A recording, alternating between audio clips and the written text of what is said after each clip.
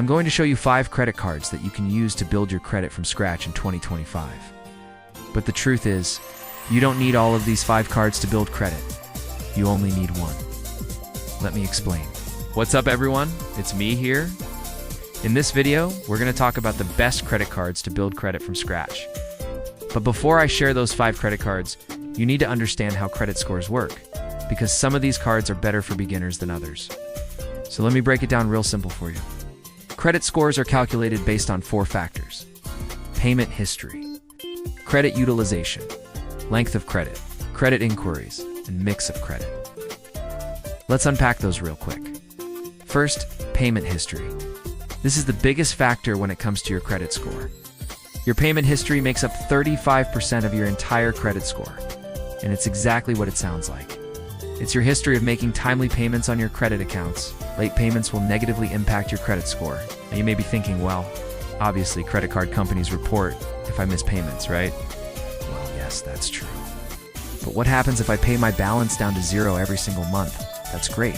If you can swing that, go ahead and do it. But the truth is, you don't need to pay your balance down to 0 every single month to maintain a good credit score. What credit card companies actually report to the credit bureaus is whether or not you paid the minimum balance. And as long as you pay the minimum balance by the due date, your payment history will be perfect. Next, credit utilization. This is the second largest factor in your credit score. It makes up 30% of your overall credit score, and it refers to the percentage of your available credit that you are currently using. So if you have a credit card with a limit of $1,000 and you have a balance of $200, your credit utilization ratio would be 20%. You want to keep your credit utilization ratio low, because it signals to lenders that you are not overextended on your credit. Most experts agree that you should keep your credit utilization ratio below 30%, but the truth is, the lower the better.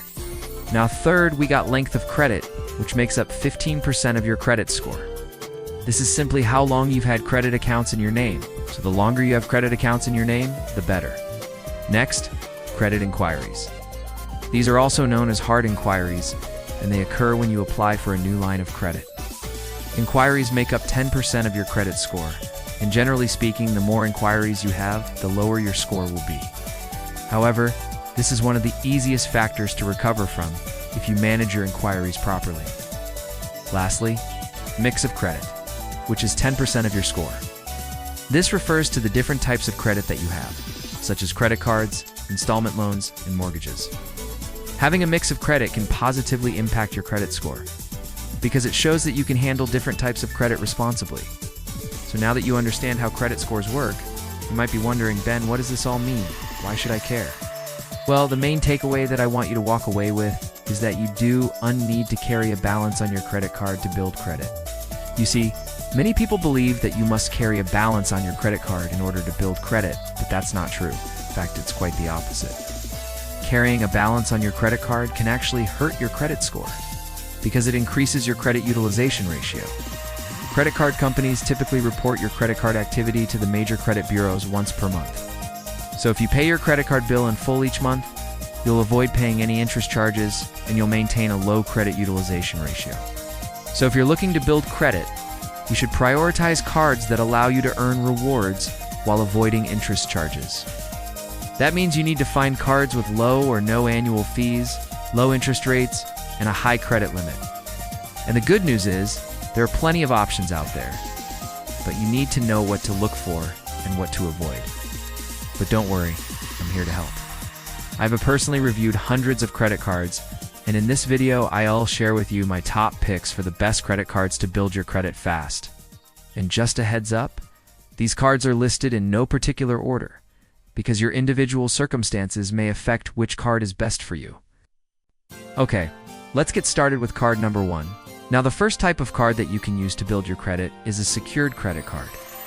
Secured credit cards are a great option for beginners, because they typically have lower credit requirements and because you're required to put down a security deposit, which usually becomes your credit limit. They reduce the risk for the issuer, so you're much more likely to be approved. Some of the top secured credit cards include the Capital One Secured MasterCard and the Discover It Secured. To use a secured credit card to build credit, simply charge a few small purchases to the card each month and pay it off in full by the due date. This way, you'll establish a positive payment history and you'll avoid paying any interest charges. Moving on to card number 2, we got student credit cards. If you're a student credit cards are often the easiest to get approved for, and they can be a great way to start building your credit. The Discover It Student Cashback and the Chase Freedom Student are two of the most popular choices. And as a bonus, these cards usually offer perks like cashback rewards and no annual fee. I worked with a student a couple years ago who went from 0 to 740 in 18 months, simply by using a student credit card and paying the balance down to 0 each month. Okay, card number 3, beginner-friendly, unsecured credit cards. Once you've established a positive credit history, you can start looking for unsecured cards. And as a beginner, you'll want to look for cards with low annual fees, low interest rates, and a high credit limit. To pedal to cashback, no fees, Visa, and the Capital One Platinum are two great options. Approval odds for people with limited credit history are highest for these cards. But a little secret that not a lot of people know is that you can keep these cards active, even if you do, and plan on using them by setting up a recurring charge of $1 to $5 per month. For example, you can sign up for a streaming service and set your billing cycle to once every 90 days. This way, you'll still use the card every quarter and make the payment on time, establishing a solid payment history. Card number 4, retail and store cards. Store cards are another option for beginners, but you need to be careful. Before you get approved for a store card, read the fine print. As a general rule of thumb, you should only get a store card if you already shop at that store regularly. The Amazon store card and the Target Red card are two of the most popular store cards. The main benefit of using a store card to build credit is that they are often easier to approve for. The downside is that store cards typically have high interest rates and can't be used outside of the store's ecosystem. And I've seen this happen all the time where people get store cards and then they end up maxing them out and paying high interest on items that they probably didn't need. My advice is to only get a store card if you already shop at that store regularly, and you can pay off your balance in full each month. Otherwise, stick with a more traditional credit card. And last but not least, we got card number 5, authorized user. If you have a friend or family member with good credit, you can ask them to add you as an authorized user on their credit card. As an authorized user, you will be able to piggyback on their good credit history and build your own credit at the same time. In fact, I recently helped my parents become authorized users on my wife's old credit card.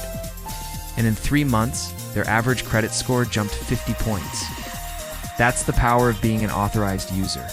Now, it's important to note that you should only become an authorized user on someone else's credit card if they have an excellent credit history.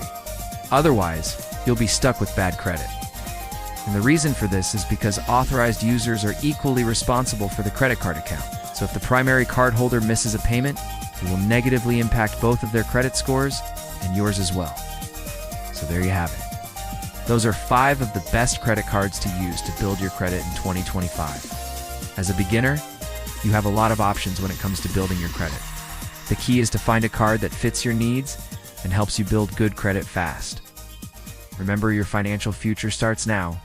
The moves you make in the first year will have the most impact on your credit score. So choose your cards wisely and watch your opportunities begin to open up. But wait, before you go, if you enjoyed this video, hit the subscribe button and bell so you never miss our latest tips and insights. See you next time. Thanks for watching.